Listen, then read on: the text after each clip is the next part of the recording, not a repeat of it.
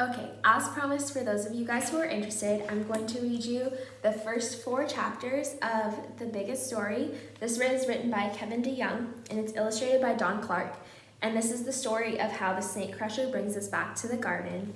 I like to think of this book as kind of a picture book overview of what we're learning in our class this year. And so it's got beautiful pictures, and I love it, so let's give it a read. Just look how cool these pictures are.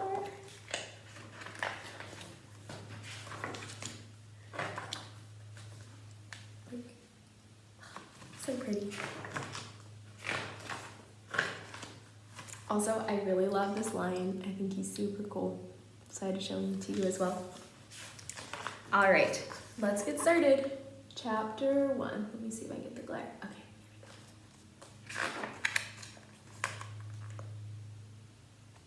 Okay. Once upon a time, there lived a man and a woman. They were the happiest people on the planet.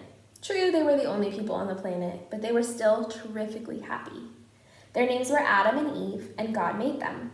He made them in his image, little mirrors to reflect God's glory.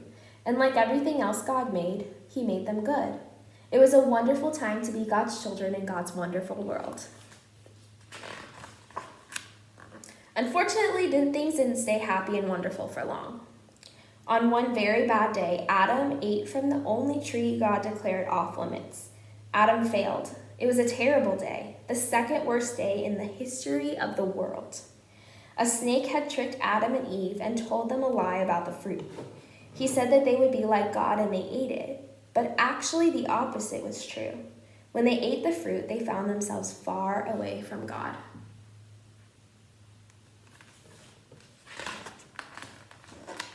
They had disobeyed God's word and believed the lie of that devilish snake instead of the truth. Being near to God and having him draw near to us would not be easy any longer.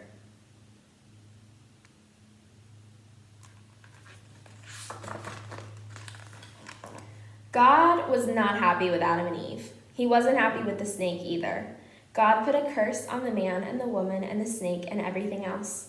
He kicked Adam and Eve out of the garden paradise he had made for them. It wasn't possible for people who were so bad to live with a God who was so good. They had to go.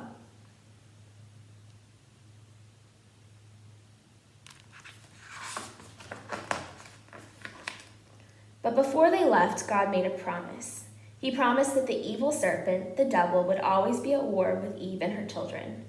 Now that doesn't sound like a very nice promise, that bad guys and good guys would fight all the time. Who wants to be in a war that never ends? Not me. But here's where the good part of the promise comes in. God promised that one of Eve's children would someday, eventually, sooner or later, crush the head of that nasty snake. Nobody knew when or how, but she would have a child that would put things right.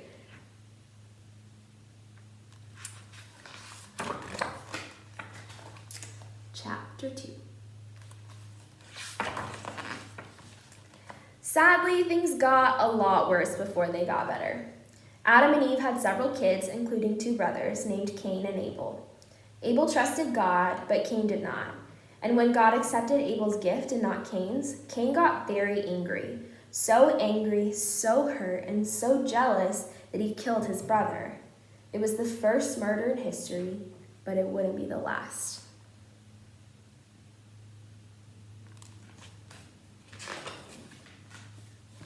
Things were not the way they were supposed to be. Everything fell apart after sin entered the world. Things got so bad so fast that God decided to start over. The people on the earth were terribly wicked in their hearts, all the time, every day, nonstop. They didn't deserve to enjoy God's world anymore, so God took it from them.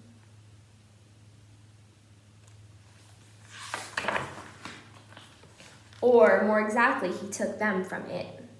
He sent a flood that wiped away everyone and everything because it had all been stained with sin.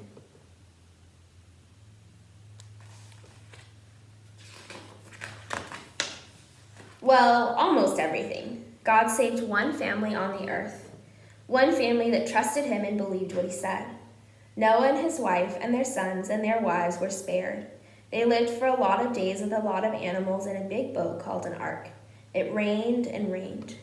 God was going to start over with his creation. He was angry with the world that hated him, but he was still at work to save the world he loved. That's why he rescued Noah and his family. God wanted to give his people another shot. God was going to start over with a new world, and Noah was going to be a new kind of Adam.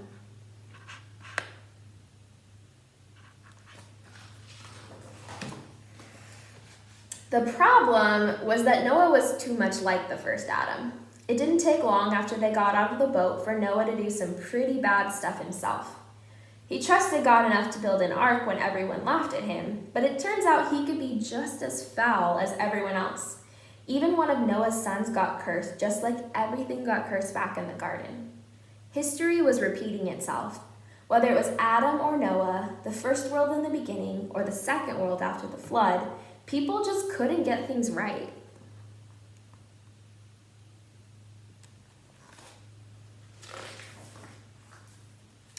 One time, a whole bunch of people got together to build a giant tower. They thought they could build all the way up to heaven, but it must not have been all that big because God had to come down just to see it. And when God saw it, he was not pleased. Everyone was working together, which was okay, but they weren't working for God, and that was not okay. They were trying to show how smart and impressive they could be all on their own. They thought they didn't need God, so God mixed up all their languages and scattered the people all over the place. Things were still not going well in the world that God had made. Thankfully, God was still not done saving his people.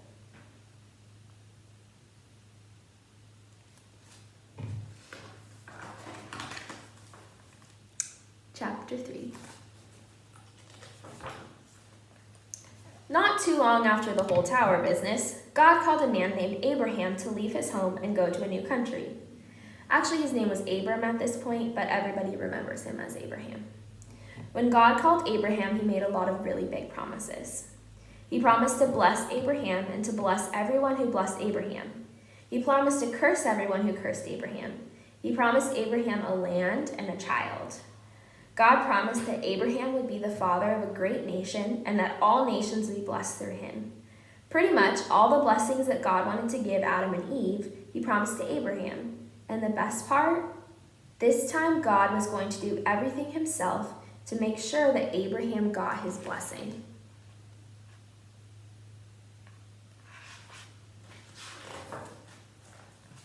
You might think that God wanted to bless Abraham because he was such a swell guy. But Abraham didn't know God at all when God called him. And after he got the call and all these promises, Abraham could still be a liar and a bit of a scaredy cat. Abraham's life had a lot of ups and downs, but he had two things going for him. The only two things, it turns out, that really matter: God's promise to bless him and Abraham's belief in God's promise. That's all Abraham had, which was a good deal because it's all that he needed.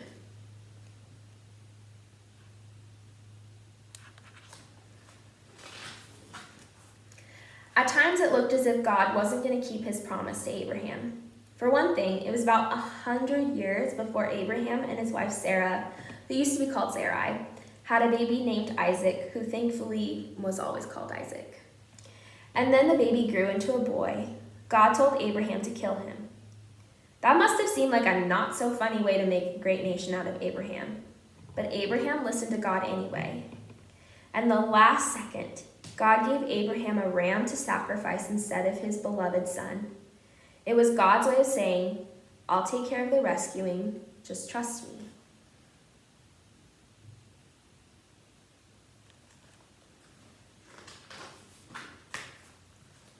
Eventually, Isaac grew up, got married, and had some kids of his own, twins to be exact, Esau and Jacob.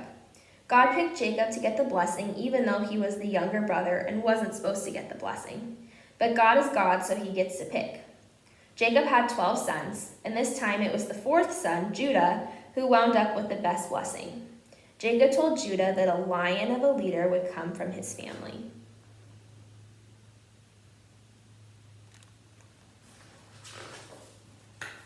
Great blessings, not so great people. Isaac was sort of a weakling, Jacob was a selfish trickster, and Judah did such dumb stuff, we don't even want to talk about it. And yet again and again, God kept his promises all the same. He blessed the whole lot of them despite themselves. Maybe the snake crusher would still come from the gnarled branches of the Abraham, Isaac, Jacob family tree.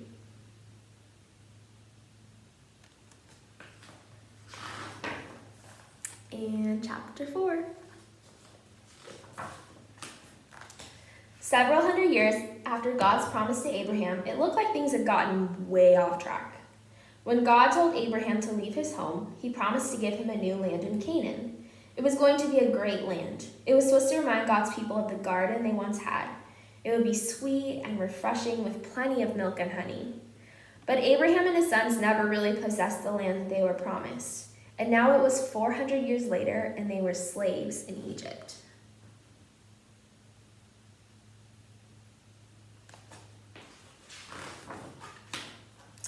How Abraham's family got to Egypt is a long story, but here's the short version. They went to Egypt because there was a famine in Canaan, and when they got to Egypt, Jacob's sons found that their long-lost brother Joseph, who helped them get the food and a place to live, even though he was there because his older brothers had been jealous and sold him into slavery after they almost killed him because of his fancy coat. Told you it was a long story.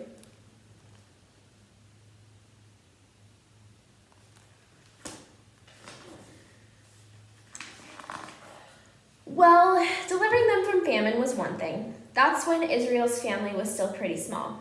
Israel, by the way, is Jacob's new name. I guess that everyone needed two names back then. But hundreds of years later, the family was huge. How would God save a couple million people from slavery?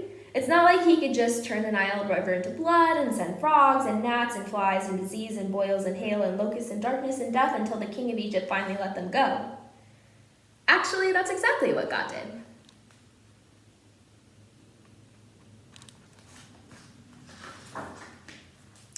God raised up Moses to deliver his people, but in reality, God did all the work. He sent the plagues. He led the people with fire and cloud. He made the sea turn to dry land so the Israelites could walk through, and he turned the dry land back to sea when the Egyptians tried to cross over. It seemed that no matter what the Israelites did or what everyone else did to them, God always found a way to save his people.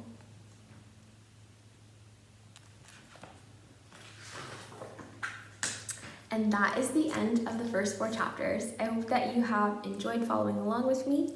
And yep, I will continue to share this as we get to the appropriate points in our lessons.